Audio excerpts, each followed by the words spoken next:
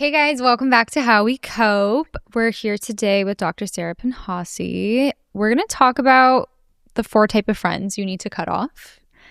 And I'll just name them really quickly. It's the complainer, the judgmental one, the one who treats you like you're dating them, and the one who's low-key jealous of you. So the reason why we came up with this podcast episode is because I think, being like your vibe is your tribe is really trending right now, but it's really true. It's fair. And I think that having the right people in your life can really, really expand your vessel into just getting more blessings and growth and dealing with life's challenges. So on that note, we'll just get into it. Yeah. I'll start us off with the complainer. So I want to differentiate something and be really specific about this. When I say the friend that's the complainer, I don't mean the friend that vents to you, okay? We're not making excuses for being shitty friends. You're supposed to listen to your friends vent. Yes. And give them that space, of course.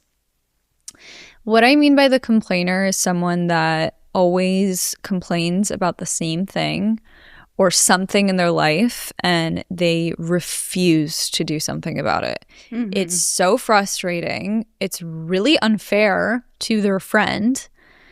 And it's just like, there's so many resources nowadays of why are you not doing something about the problem? Yeah. I have a lot of people in my life that complain about, their weight or, their depression or their breakup or something that they haven't actually worked through.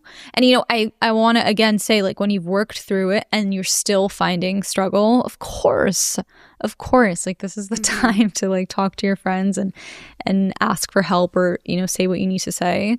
But if you've been living your life a certain way and you keep getting the same results and you're not making a change, it's so annoying. Yeah. I also think that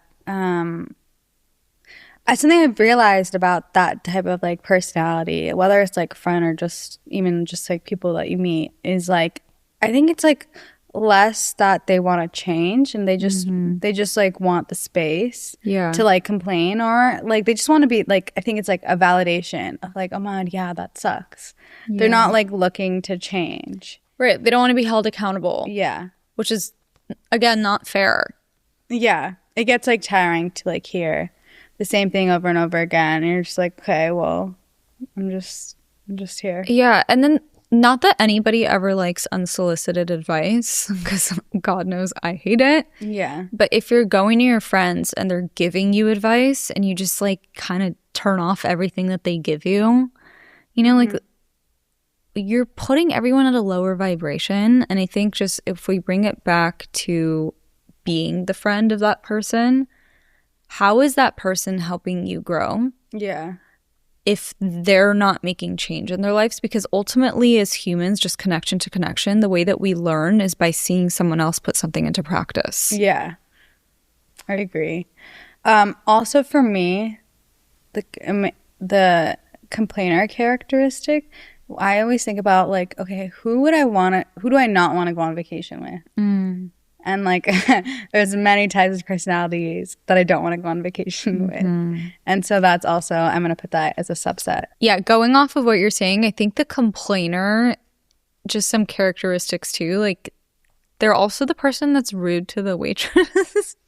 Or oh my God, yeah, red flag. Yeah, service members. I think there's almost this sense of entitlement that I notice in this personality or in this type of friend, that they're not really able to stay in the gratitude of everything that they have and everything that's kind of going around them. Yeah. Again, it's almost from this place of looking at life from a really, really small and one lens. Which why, I want you to really think, if you're listening to this podcast, what does that type of friend do for you? And why? Yeah. Spring stress. Totally. And also it's not our jobs to hold the mirror all the time and say hey, I've given you all these suggestions, or there's all these resources for you to go and get the help that you need. But Yeah. I think that like it's also okay to lean into that. Like if someone keeps coming to you with the same thing over and over again, like you don't actually have to listen to it all the time. And I think the way that you feel also is like coming out of a place of love too. Yeah, like you of don't want to see that course. person Suffer. Yeah. Totally, which is why I also say it's like kind of unfair because, again, it's not that you can't go to your friends and talk about what's going on in your life, but when you keep doing it and then you refuse to change, what does the person become? Your friend ultimately becomes a punching bag. Yeah. And then that's two people in distress. Yeah. I also think like the complainer is, my own opinion, is like the person who isn't easygoing.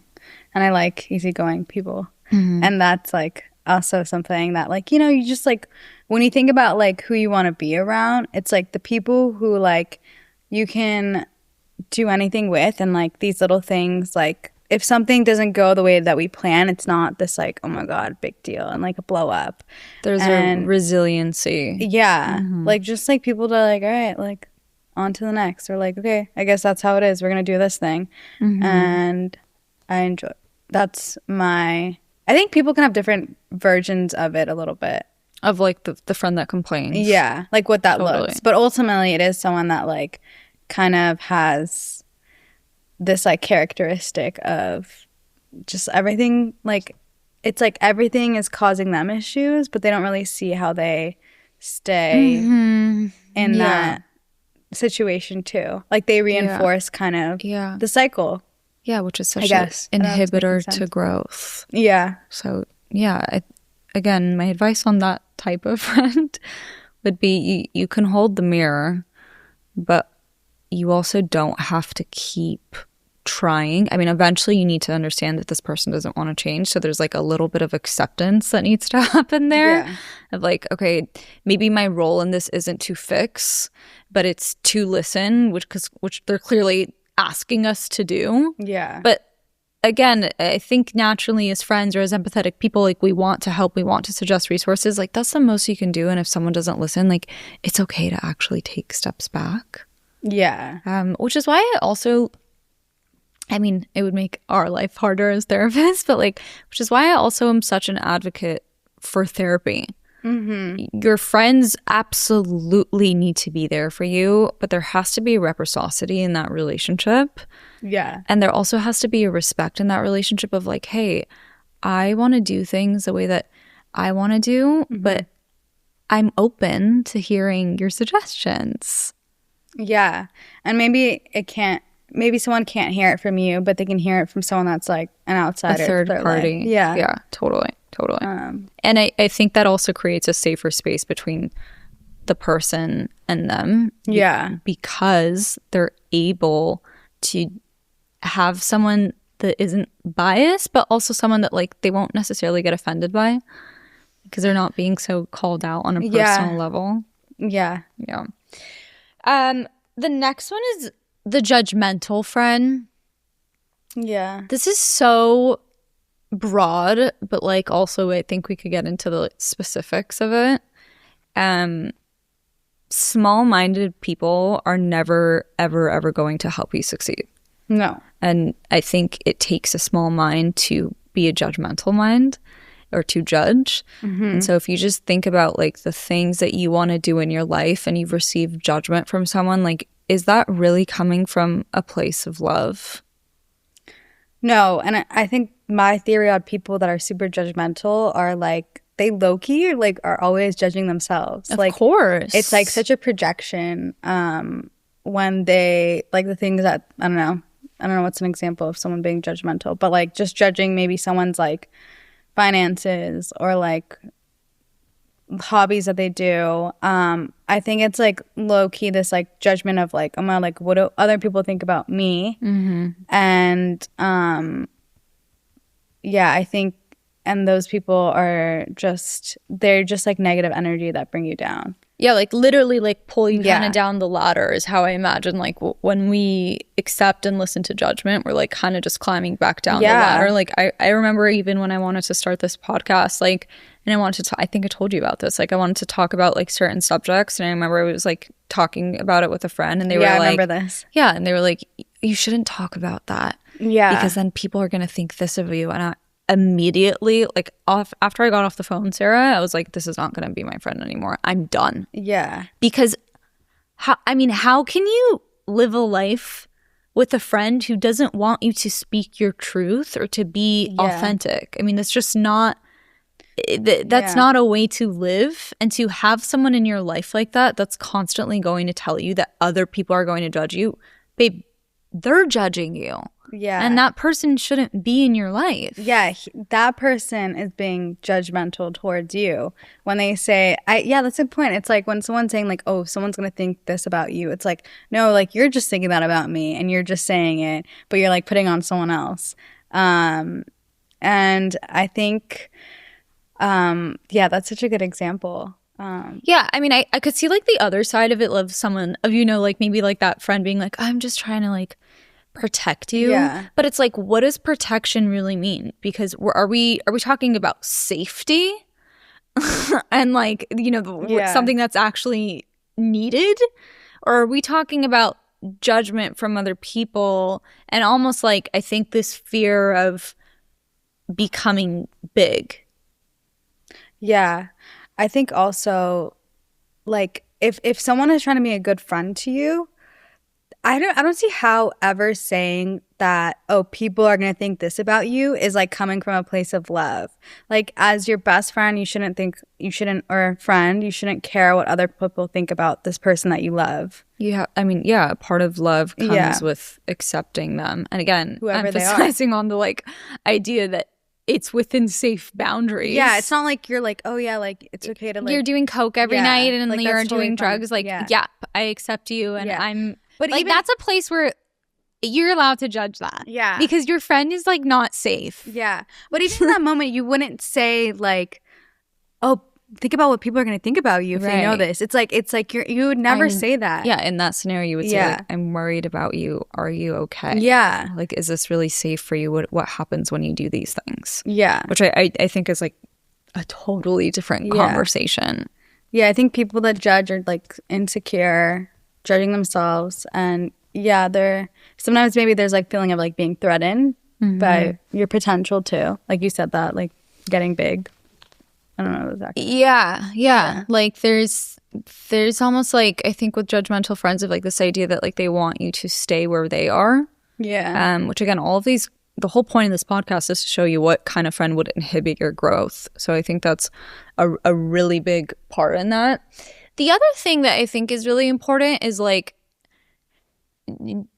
going on this idea of like safety versus not. I think that there's a lot of people that are very judgmental around, I don't know, what like lifestyle you choose to live in, whether that's like, I don't know why this just came to the top of my mind, but like whether you choose to live like a more holistic lifestyle or more like, lifestyle that fits more with like what Western medicine wants from you and whatever. And like there's so much like, I don't know, like juxtaposition in the fact that like we're supposed to believe that one thing is right over the other. And so having like a friend that feels really like on you or judgmental about the choices that you make, like that's also not helpful. Because what if someone's trying to just you have to look at the intention of your friend.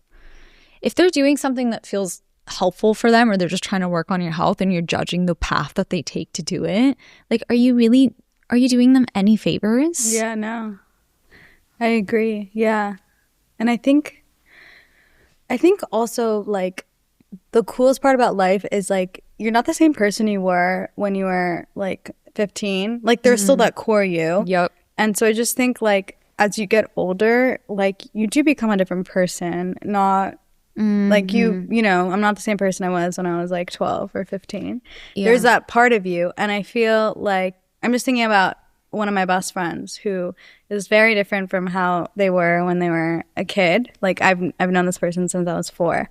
And there's never a day where like I don't love her and like we have totally different lives. Even though Our she's lives do not changed. align at all. Yeah. But like, we'll always love her. We'll always support her.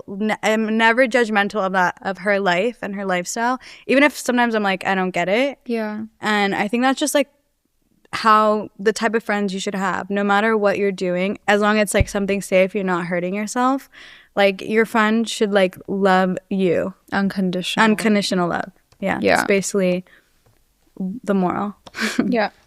Yeah. Speaking about judging someone for changing, there's this quote of, you can't hold someone hostage to their past. And I think it's so important because people do change and it's a natural part of life. And going back to that idea of like unconditional love is within, again, that safe boundary. Like, can you unconditionally love your friend through the changes that they make? Because how do you help them when you keep saying like, well, you didn't used to like that, or you didn't used to be this way. Okay.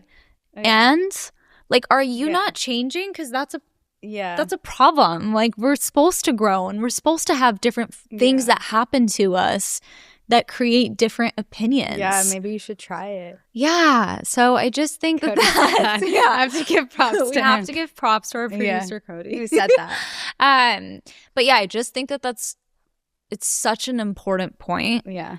And again, like, think about the way in which having that friend stay in your life is really, really benefiting you. Because if you are with people that are always going to try to keep you the same, then you're going to live a very, very, very great life that's not full of color. So just on that. Also, Nicole said this and I really liked it, so I wanted to say it. But no Judge Judys in your life. Yeah. No Judge Judys. No Judge Judys. I like that. Okay, so the third friend that you need to cut out of your life is the one that treats you like you're dating them. Yeah.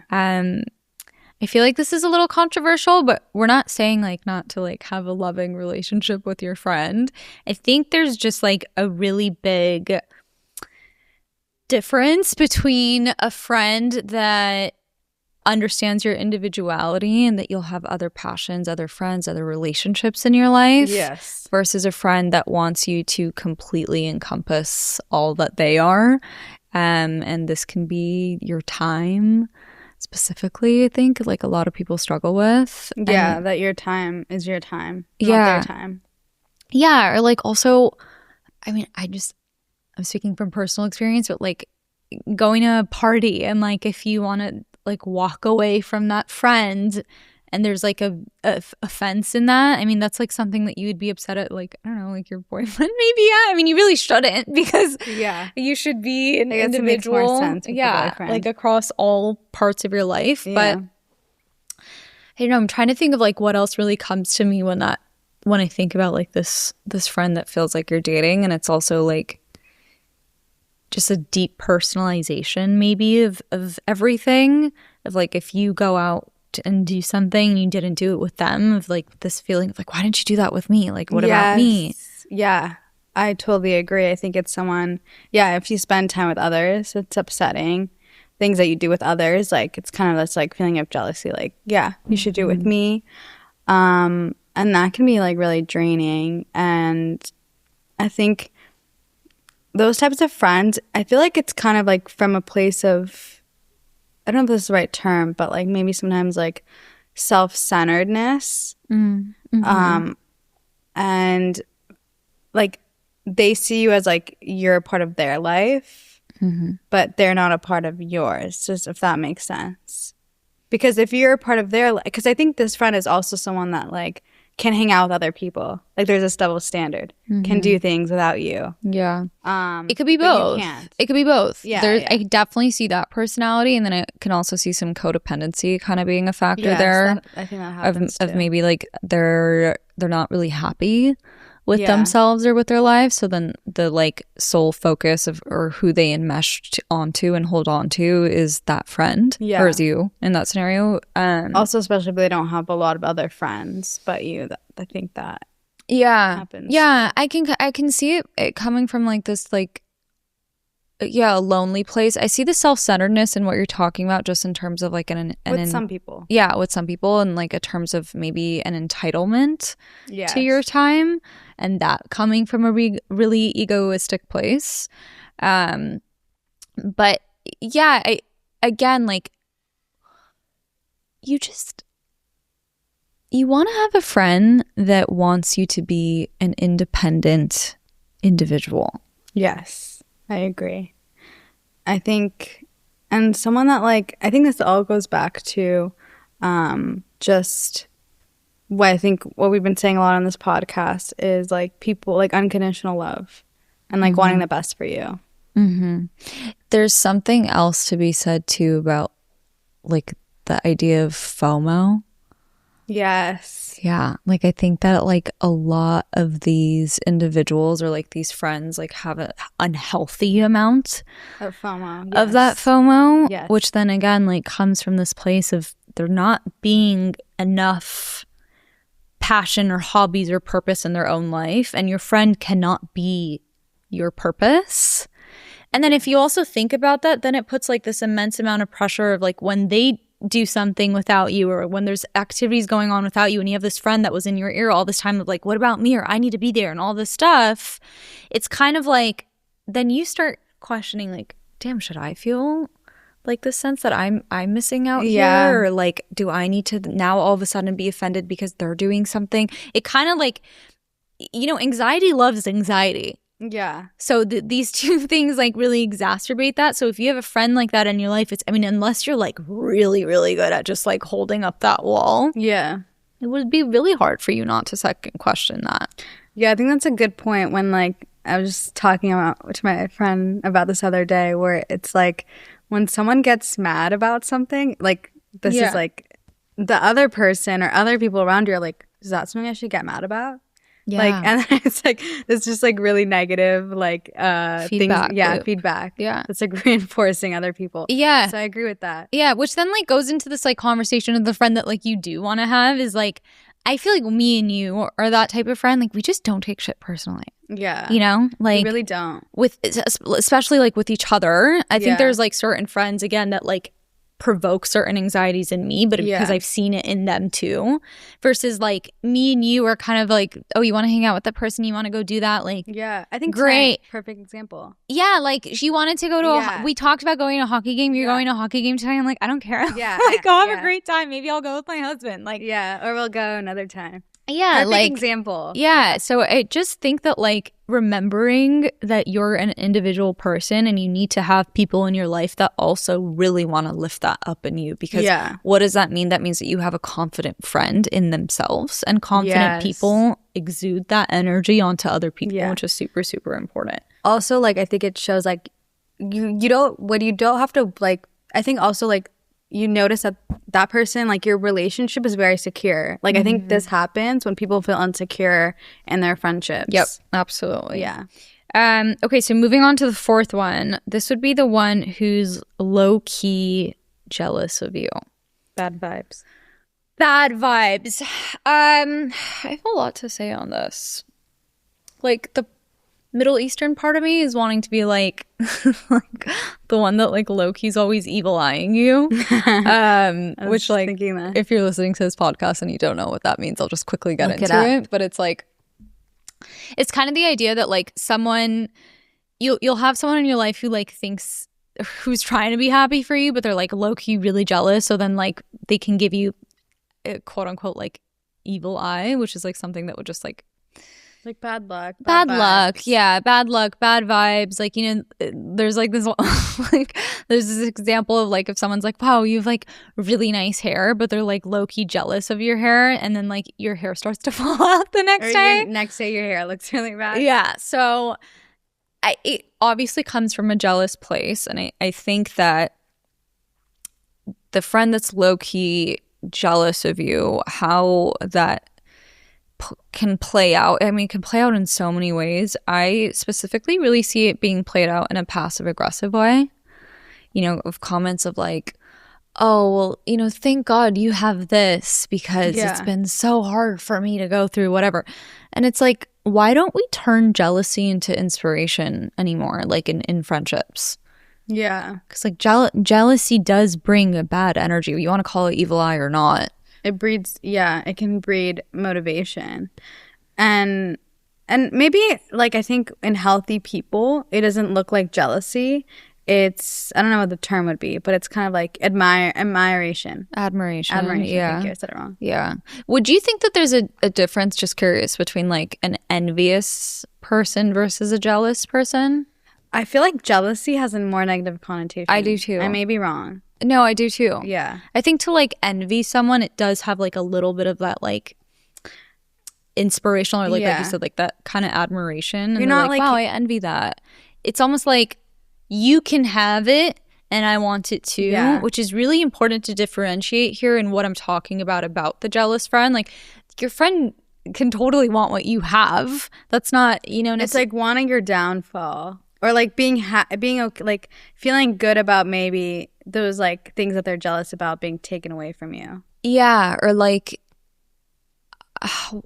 they have it, why can't I? Yeah. Instead of the difference of they have it, I would love that too. Yeah, I want it too. Yeah.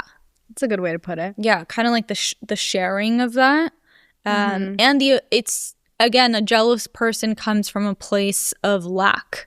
And where that lack is the lack of abundance. Yes. So if we're talking about like, growing and succeeding in your life, can you really be in that headspace if you're having someone that is coming from such a place of lack, that doesn't want and believe in this idea of abundance, meaning that me and you can both have a therapy practice and cheer each other on and be extremely happy for each other and in soulmates and all of that. And so, again, going kind of back to what we were talking about with the third friend, this is the same thing. When you have a jealous friend, it's very much likely that they start to bring out that energy in you too, of like, lack. Wow, they want something from this and like I can feel it, that they're jealous and they're negative about it, that I have it.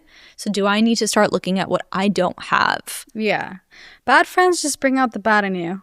Yeah. I mean, I think this is what exactly. Yeah. I'm realizing. But then thinking about where jealousy actually comes from too, it comes from a place of comparison and insecurity. Yeah, comparison and insecurity, and comparison is a thief of joy. So why have someone... It's a good slogan. Yeah, I mean, it's like one of my favorite quotes. But I just think that if you notice that there is someone that constantly kind of makes jabs at the things that you have in your life versus really wants to help nourish that, because just talking spiritually, but what you help nourish will always come back to you. I really, really believe in that. I mean, I talk about it so much even in like the first podcast of how... And I'll just explain this really quickly, but like when I was in the worst shit of my fucking life, like my sister just died, my dog died, me and my ex broke up, like whatever. I remember that like my cousin that was the same exact age as me got like pregnant and like was having a baby and was married, and like we were literally the same age, and I could have totally gone into the place of like, why didn't I have that? Yeah. And poor me and my life is over and whatever. And I did the complete opposite. I called her and I was so ecstatic because it was a blessing and it was something to be happy about. And I literally met my husband the next day. Yeah. So I just like, I energy feeds off of energy. I'm a very big believer in like karma, and like putting good energy into the world will bring you back good energy. Because remember I called you recently about that one situation where I was like, oh man, that's like a great example of this person being horrible to me. Yeah. And like it's kind of like now, like maybe years later, is like seeing like, I don't know, the repercussions of being an evil person. Yeah. And I think the last thing we should add, though, is this something that you told me, is that you should like wish the best for even the people who have been horrible to you. Oh my God. I'm so happy that you brought that up. Yeah. I've really thought about it. It's really resonated with me. Yeah. Absolutely. So I wish that person the best too. Yeah. So let's just add that in here because it's so important.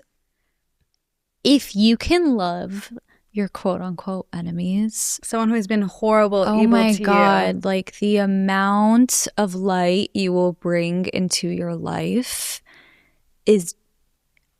it will be endless. Because the hardest thing it is to do is to send well wishes or to pray for someone who you will never benefit from. You will never benefit from praying for someone that has been horrible to you. Yeah. So what do you think that does with the universe, right? The universe sees such a pure soul in that there is no way that good karma wouldn't come back to you. Yeah. So yes, thank you for bringing that up. I absolutely think that's an important fact. And it kind of feels good to be the bigger person. It does.